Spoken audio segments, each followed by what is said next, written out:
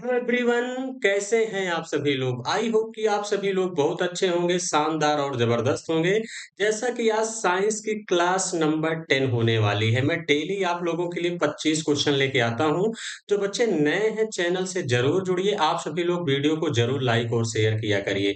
आप जितना सपोर्ट करेंगे चीजें और उतना ज्यादा बेहतर होगी। मैं बहुत जल्द जीके जो है रेलवे के लिए स्टैटिक जीके भी जल्द लेके आने वाला हूँ। डेली 25 क्वेश्चन क्लियर है। बाकी मैथ्स भी मैं आप लोगों को टॉपिक वाइज करा रहा हूँ। प्रीवियस ईयर आप देखेंगे तो बहुत मजा आएगा। तो चलिए शुरू करते हैं। आज के दिन का सबसे पहला क्वेश्चन आप लोगों के स्क्रीन पर आ चुका है। बड़ा ही इंपॉर्टेंट है, कई बार पूछा गया है। एक ऐसा उपकरण कौन सा है, कह रहा जो किसी वाहन द्वारा तय की गई दूरी को मापता है। यानी वाहन द्वारा तय की गई दूरी को क्या मापता है। त्वरा मापी यानी एक्सेलरोमीटर, ओडोमीटर, स्पीडोमीटर या टैकोमीटर। तो देखिए क्या मापता है। बहुत सारे बच्चे, हमें पता है, हो सकता है कि स्पीडोमीटर टिक कर दे, गलत हो जाएगा। ये स्पीड को मापता है। यानी दूरी को कौन मापता है भैया, ओडोमीटर मापता है। यानी ऑप्शन नंबर कौन सा हो जाएगा, बी इस क्वेश्चन का करेक्ट आंसर होगा। क्लियर है, याद किए रहिएगा, पूछा जा सकता है। आगे बढ़ेंगे अगले क्वेश्चन की तरफ। क्वेश्चन नंबर सेकंड आपसे कह रहा है, विद्युत धारा को मापने के लिए निम्न में से किस उपकरण का उपयोग किया जाता है। देखिए, जब विद्युत धारा को मापने के लिए किस उपकरण का उपयोग करते हैं, गैल्वेनोमीटर का, अमीटर का, रियोस्टेट का या वोल्ट मीटर का। तो आपको बताना है विद्युत धारा को मापने के लिए किस उपकरण का उपयोग करते हैं। तो भैया किसका उपयोग किया जाता है, अमीटर का उपयोग करते हैं। ध्यान देना, ऑप्शन नंबर बी क्या होगा, इस क्वेश्चन का करेक्ट आंसर होगा। क्लियर है। आगे बढ़ेंगे अगले क्वेश्चन की तरफ। क्वेश्चन नंबर थर्ड आपसे कह रहा है, वायुमंडलीय दाब को मापने के लिए निम्नलिखित में से किस उपकरण का उपयोग किया जाता है। तो देखिए, इसको आप सभी लोग 5 स्टार लगा लीजिए। कई बार पूछा गया है आप सभी लोगों के एग्जाम में कि वायुमंडलीय दाब को मापने के लिए निम्नलिखित में से किस उपकरण का उपयोग करते हैं। तो किसका करते हैं भैया, बैरोमीटर का करते हैं। ध्यान देना, ओडोमीटर अभी आ गया था, क्या मापता है, दूरी। क्या मापता है, दूरी। थर्मामीटर किसको मापते हैं, आप लोगों को पता ही है। इसका है बुखार मापा जाता है। क्लियर है। तो इसका मतलब एक ही ऑप्शन बचा, कौन सा, ऑप्शन नंबर डी यानी बैरोमीटर। क्लियर है, बातें आप लोग समझ गए होंगे। आगे बढ़ेंगे अगले क्वेश्चन की तरफ। अगला क्वेश्चन कह रहा है, किसी परिपथ में विद्युत धारा के प्रवाह की दिशा ज्ञात करने के लिए किस उपकरण का उपयोग किया जाता है। गैल्वेनोमीटर का, एमीटर का, रियोस्टेट का या वोल्ट मीटर का। तो देखिए, जब किसी परिपथ में विद्युत धारा की प्रवाह को दिशा को मापा जाता है तो किसका उपयोग करते हैं, गैल्वेनोमीटर का उपयोग किया जाता है। ध्यान देना, ऑप्शन नंबर ए क्या होगा, इस क्वेश्चन का करेक्ट आंसर होगा। क्लियर है। आगे बढ़ेंगे अगले क्वेश्चन की तरफ। क्वेश्चन नंबर 5 देखिए, और आप लोग जहां बैठे हैं मेरे साथ पढ़ते चलिए, ताकि चीजें आपको याद हो जाएं। 25 में कितने क्वेश्चन सही कर पाए ये भी आप लोग जरूर बताइएगा। अगला कह रहा है, क्रिस्कोग्राफ पौधों में वृद्धि को मापने के लिए एक उपकरण इनके द्वारा आविष्कार किया गया था। देखिए, क्रिस्कोग्राफ में पौधों की वृद्धि को मापने के लिए किस उपकरण का आविष्कार किया गया था, किसने किया था, ये आप लोगों को बताना है। हैदर अली, सत्येंद्र बोस, सुब्रमण्यम चंद्रशेखर या जगदीश चंद्र बोस। इसका आंसर क्या होगा ये आपको बताना है। तो क्या हो जाएगा, जगदीश चंद्र बोस। कई बार पूछा गया है, इंपॉर्टेंट है, ध्यान देना। क्लियर है। यानी ऑप्शन नंबर डी क्या होगा, इस क्वेश्चन का करेक्ट आंसर होगा। आगे बढ़ेंगे अगले क्वेश्चन की तरफ। अगला क्वेश्चन आपसे कह रहा है, बिजली के बल्ब में प्रकाश देने वाले पतले तार को क्या कहा जाता है। तंतु यानी फिलामेंट कहते हैं, फ्यूज कहते हैं, रिले कहते हैं या प्रतिरोधक कहा जाता है। तो देखिए, बिजली के बल्ब में प्रकाश देने वाले कह रहा पतले तार को क्या कहते हैं भैया, तंतु यानी फिलामेंट कहा जाता है। ऑप्शन नंबर ए क्या होगा, इस क्वेश्चन का करेक्ट आंसर होगा। चलिए आगे बढ़ेंगे अगले क्वेश्चन की तरफ। क्वेश्चन नंबर 7 आपसे कह रहा है, मनुष्य में निकट दृष्टि दोष क्या कहलाता है। मोतियाबिंद, प्रेस्बायोपिया, हाइपरमेट्रोपिया या मायोपिया। तो देखिए, मनुष्य में जो निकट दृष्टि दोष क्या कहलाता है, मायोपिया कहलाता है। ध्यान देना, ऑप्शन नंबर डी क्या होगा, इस क्वेश्चन का करेक्ट आंसर होगा। चलिए आगे बढ़ेंगे अगले क्वेश्चन की तरफ। क्वेश्चन नंबर 8 आपसे कह रहा 1752 में किस अमेरिकी वैज्ञानिक ने दर्शाया कि तड़ित और उसके कपड़ों से निकलने वाली चिंगारी अनिवार्य रूप से समान परिघटना है। गैलीलियो गैलीली ने दिया था, बेंजामिन फ्रैंकलिन ने दिया था या थॉमस एडिसन ने दिया था या आर्किमिडीज ने दिया था? तो देखिए आप सभी बच्चों को पता होगा कि बेंजामिन फ्रैंकलिन ने तड़ित चालक का नियम दिया था।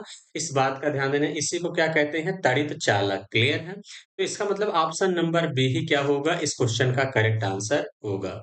आगे बढ़ेंगे अगले क्वेश्चन की तरफ, क्वेश्चन नंबर 9। निम्नलिखित में से कौन-सी त्वरण की इकाई है? देखिए, यहाँ पे आपको 2 बार दिया है मीटर प्रति सेकंड बाई एस, फीट प्रति सेकंड, मीटर प्रति सेकंड, स्क्वायर मीटर प्रति सेकंड। तो इसका आंसर क्या होगा? देखिए त्वरण की इकाई सभी बच्चों को पता है, मीटर प्रति क्या होता है? Second square. जब आप इसको कैलकुलेट करोगे तो देखिए ये क्या है? m by S by S. अब इसका इस पे मल्टीप्लाई हो जाएगा और इसका मतलब बटे 1 है, तो बीच-बीच का गुणा किनारे-किनारे का। तो मीटर प्रति सेकंड होगा, ऑप्शन नंबर ए ही इस क्वेश्चन का राइट आंसर होगा, लेकिन आपके ऑप्शन में ऐसे ही दिया गया था। ध्यान देना, आरआरबी एनटीपीसी 2021 के प्री का पूछा गया क्वेश्चन है। क्लियर है? आप सभी लोग कहेंगे हाँ बिल्कुल सर।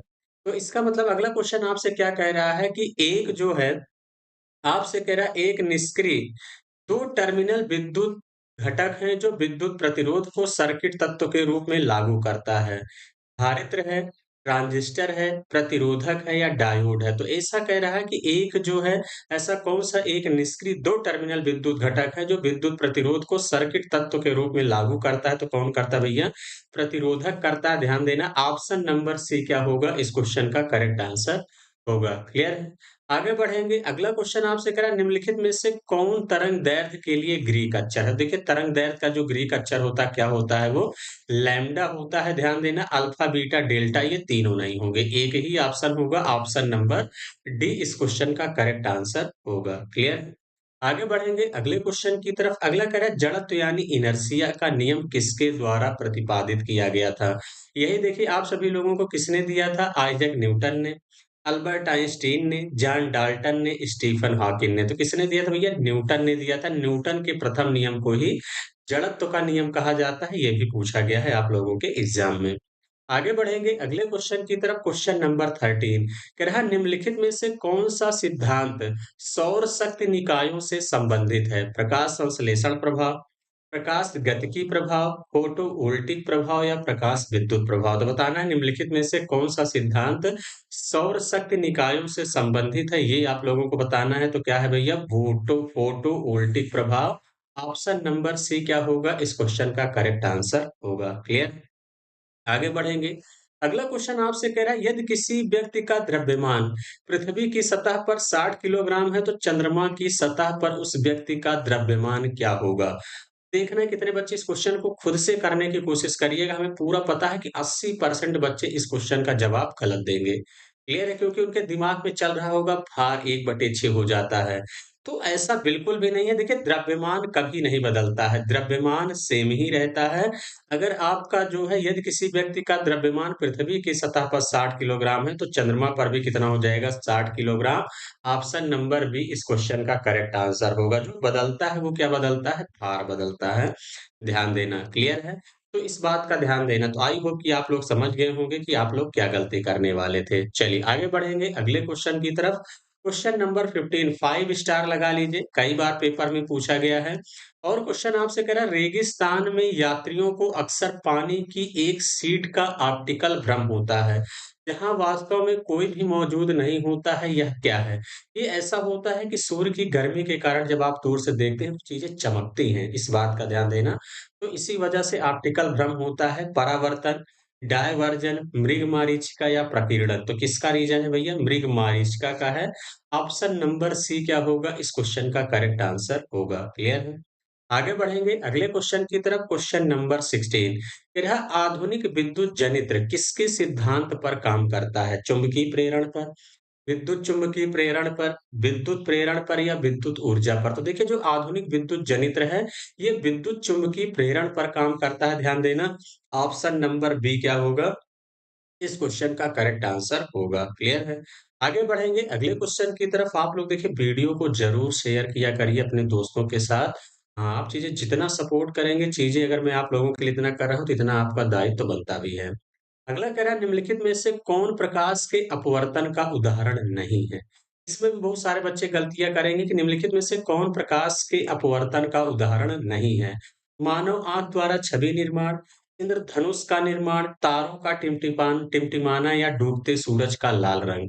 देखिए निम्नलिखित में से कौन प्रकाश के अपवर्तन का उदाहरण नहीं है भैया? डूबते सूरज का लाल रंग जो है, ये अपवर्तन का उदाहरण नहीं है, बाकी ये तीनों प्रकाश के अपवर्तन का उदाहरण है। ये भी याद किए रहिएगा, एग्जाम में सीधा-सीधा पूछता है। डूबते सूरज का लाल रंग ये किसका उदाहरण है? आप लोग कमेंट बॉक्स में कमेंट करके ज़रूर बताइएगा। आगे बढ़ेंगे अगले क्वेश्चन की तरफ। क्वेश्चन नंबर 18 कह रहा है, निकट दृष्टि दोष वाले व्यक्ति को की दृष्टि को ठीक करने के लिए किस प्रकार के लेंस की आवश्यकता होती है? तो देखिए, निकट दृष्टि दोष वाले व्यक्ति के लिए अगर देखिए जैसे बड़ा वर्ड है तो इसका मतलब बड़ा लेंस, अवतल लेंस। इस बात का ध्यान देना। तो अवतल लेंस को क्या कहते हैं? अगर ये दिया होता तो बहुत सारे बच्चे कर लेते। अगर दूर दृष्टि दोष होता तो वर्ड छोटा है तो छोटा लेंस। अगर छोटा है तो छोटे लेंस का यूज करते हैं, उत्तल लेंस। तो इसका मतलब यहाँ से आपका क्या हो जाएगा भैया? अपसारी लेंस अवतल लेंस को कहते हैं, अभिसारी लेंस उत्तल लेंस को कहते हैं। इस बात का ध्यान देना। क्लियर है? यानी इसका आंसर होगा ऑप्शन नंबर सी, इस क्वेश्चन का करेक्ट आंसर होगा। क्लियर है? बातें समझ गए? एग्जाम में पूछा जाता है, इंपॉर्टेंट है। आगे बढ़ेंगे अगले क्वेश्चन की तरफ। लंबाई का एसआई मात्रक क्या है? मीटर है, इंच है, फीट है, मील है। तो लंबाई का एसआई मात्रक क्या होता है? मीटर होता है। ऑप्शन नंबर ए इस क्वेश्चन का करेक्ट आंसर होगा। आगे बढ़ेंगे, अगला कह रहा है, लाल टेन की बत्ती में मिट्टी का तेल केरोसिन के ऊपर उठने का कारण क्या है? गुरुत्वाकर्षण? बिल्कुल नहीं। विसरण? बिल्कुल नहीं। परासरण? बिल्कुल नहीं। किसके कारण? केशिकत्व के कारण ऐसा होता है। ऑप्शन नंबर सी क्या होगा? इस क्वेश्चन का करेक्ट आंसर होगा। आगे बढ़ेंगे अगले क्वेश्चन की तरफ। अगला कह रहा है, श्रृंखला में प्रत्येक 1/4 के 4 प्रतिरोधों का उपयोग करके किया जा सकने वाला अधिकतम प्रतिरोध क्या होगा? देखिए श्रृंखला में जब ऐड है तो कितना हो जाएगा? 1/4 और 4 प्रतिरोध है तो 1/4 धन 1/4 धन 1/4 यही हो जाएगा। तो देखिए 4 तो हर जगह है तो इसका मतलब कितना हो जाएगा? 4/4 और 4/4 का मतलब कितना हो जाएगा? 1। एक इस क्वेश्चन का करेक्ट आंसर हो जाएगा। ऑप्शन नंबर सी इस क्वेश्चन का करेक्ट आंसर होगा। अगर श्रेणी क्रम में होता तो सीधा-सीधा आप लोगों का अगर यहाँ पे कितना हो जाता आप लोगों का, इसका अपोजिट हो जाता है। क्लियर है? यानी एक इस क्वेश्चन का करेक्ट आंसर होगा जो अभी पूछा गया उस पे सीधा-सीधा फोकस करिए। क्लियर है? बाकी प्रीवियस ईयर जितने क्वेश्चन पूछे गए हैं, हर एक एग्जाम का मैं आपको सब कुछ कवर करा दूँगा, इस बात का ध्यान देना। अगला कह रहा है, विभिन्न विद्युत सुरक्षा उपकरणों में से विद्युत धारा के तापीय प्रभाव पर आधारित उपकरण को क्या कहा जाता है? सर्ज रक्षक, फ्यूज, सुरक्षात्मक रिपले या परिपथ वियोजक। तो देखिए विभिन्न विद्युत सुरक्षा उपकरणों में से विद्युत धारा के तापीय प्रभाव पर आधारित उपकरण को क्या कहते हैं भैया? फ्यूज कहा जाता है। ऑप्शन नंबर बी इस क्वेश्चन का करेक्ट आंसर होगा। आगे बढ़ेंगे अगले क्वेश्चन की तरफ। क्वेश्चन नंबर 23 कह रहा है, उस विश्व प्रसिद्ध वैज्ञानिक का नाम बताइए जिसे उनके सापेक्षता के सिद्धांत के लिए जाना जाता है। Christian Barnard, Thomas Alva Edison, John Dalton या अल्बर्ट आइंस्टीन। देखिए उस प्रसिद्ध वैज्ञानिक का नाम बताइए जिसने उनके सापेक्षता का सिद्धांत दिया था। तो भैया अल्बर्ट आइंस्टीन ने दिया था। ऑप्शन नंबर डी क्या होगा? इस क्वेश्चन का करेक्ट आंसर होगा। आगे बढ़ेंगे। अगला क्वेश्चन कह रहा है, ग्रहों की गति के नियम का प्रस्ताव किसने दिया था? इंपॉर्टेंट है, कई बार पूछा गया है। रोजर बेकन ने दिया था, आइजैक न्यूटन ने दिया था, जोहान्स केपलर ने दिया था या गैलीलियो ने दिया था? तो देखिए ग्रहों की गति का नियम का प्रस्ताव किसने दिया था? जोहान्स केपलर ने दिया था। ऑप्शन नंबर सी क्या होगा? इस क्वेश्चन का करेक्ट आंसर होगा। क्लियर है? आगे बढ़ेंगे अगले क्वेश्चन की तरफ। आज के सफर का आखिरी क्वेश्चन है, निम्नलिखित में से किसका उपयोग धातु के ब्लॉकों में दरारों और दोषों का पता लगाने के लिए किया जाता है? साउंड नेविगेशन एंड रेजिंग, यानी ये सोनार का फुल फॉर्म है, ध्यान देना। साउंड नेविगेशन एंड रेजिंग, प्रतिध्वनि, पराध्वनिक या अनुरणन। तो बताना है निम्नलिखित में से किसका उपयोग धातु के ब्लॉकों में दरारों और दोषों का पता लगाने के लिए किया जाता है? तो भैया पराध्वनिक का करते हैं। ऑप्शन नंबर सी इस क्वेश्चन का करेक्ट आंसर होगा। क्लियर है? तो चलिए सेशन कैसा लगा आप लोग कमेंट बॉक्स में कमेंट करके जरूर बताइएगा। बाकी शाम को आज मैं 5 बजे आप लोगों के लिए मैथ्स के टॉप 10 एज के ऐसे क्वेश्चन ले आने वाला हूँ जहां से सीधा सीधा आपके एग्जाम में क्वेश्चन देखने को मिलेगा, उससे बाहर नहीं जाने वाला है। क्लियर है? तो जबरदस्त तरीके से आप लोग पढ़ते रहिए, अपनी तैयारी को कंटिन्यू जारी रखिए। क्लियर है? तो चलिए आज के लिए इतना ही रखेंगे। Thank you, all the best.